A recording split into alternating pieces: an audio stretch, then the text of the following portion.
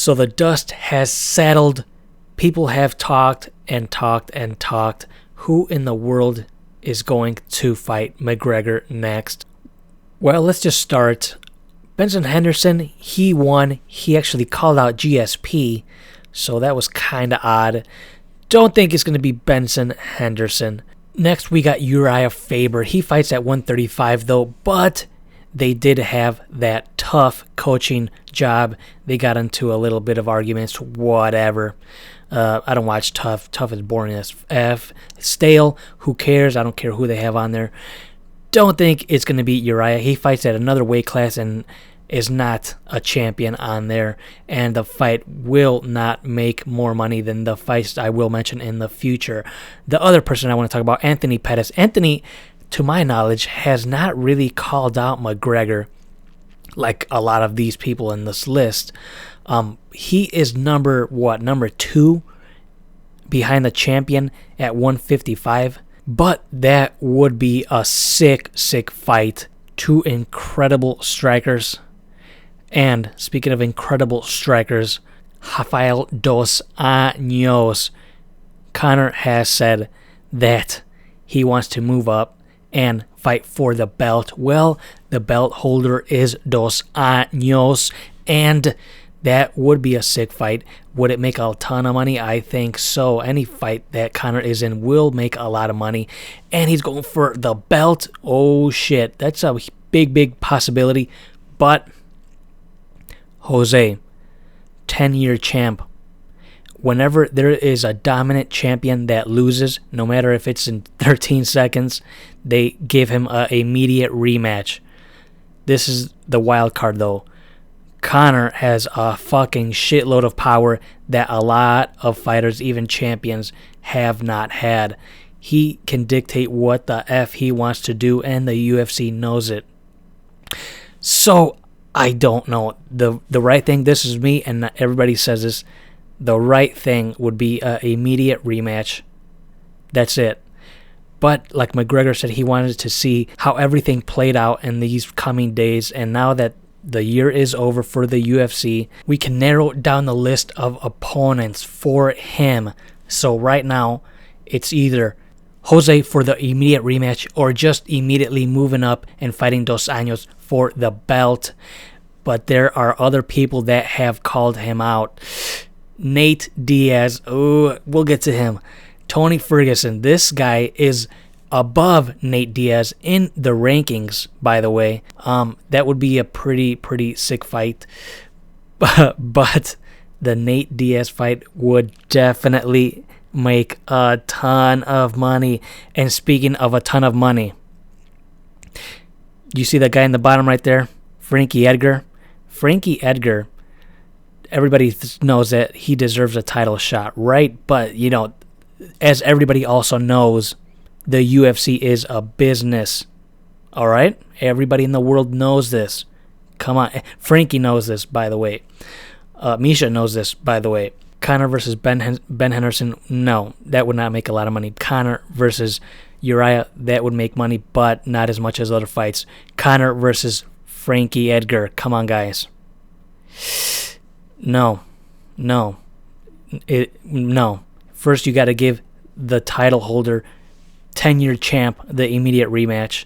Then, if Conor wants to defend against Frankie, who knows how the weight class can change if Conor and Jose fight again. Then I guess Frankie has to fight again. But in terms of money, cash, come on, guys. Frankie, and like I said, any Conor fight would make a ton of money, but not as much as other fights. Frankie, my friend, you already know this, dude. Big money fights are a higher priority than rankings sometimes, guys. We all know this. So, Frankie, I would be very surprised if this is Conor's next fight for him to defend the belt against Frankie. Now, we've talked about everybody except for Nate Diaz. You want to talk about money fights? The biggest money fights are a rematch versus him and Jose, him going up to 155 and fighting Dos Anjos, and Nate Mother effing Diaz. What the fuck is everybody talking about after the UFC on Fox? Overeem versus JDS? That was sick, but not really. What about the champion? Tremendously dominant. He deserves a lot more praise, a lot more. Actually, I made a video about the UFC that they need to market Dos Anjos a lot more. You can check that out. But everybody is talking about what the F Nate Diaz said in his post-fight speech that we at the US didn't even hear because it was muted.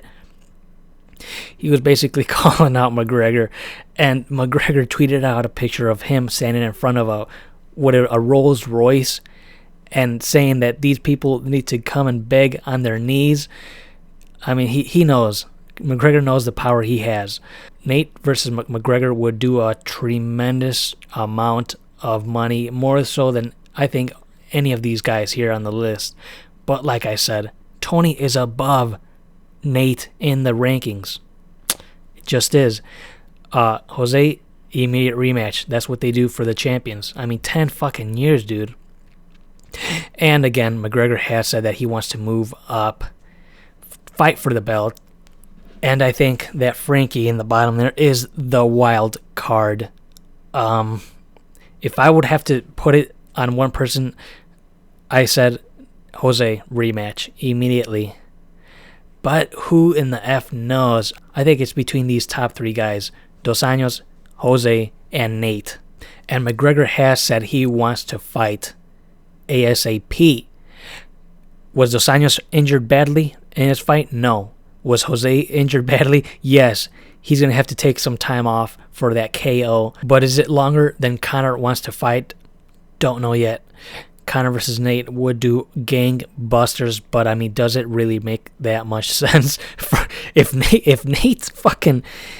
Nate fights Conor, I mean, that's just Frankie's going to be like, what in the fuck? He has already said, what in the fuck? Frankie knows, guys. Frankie is smart. He knows.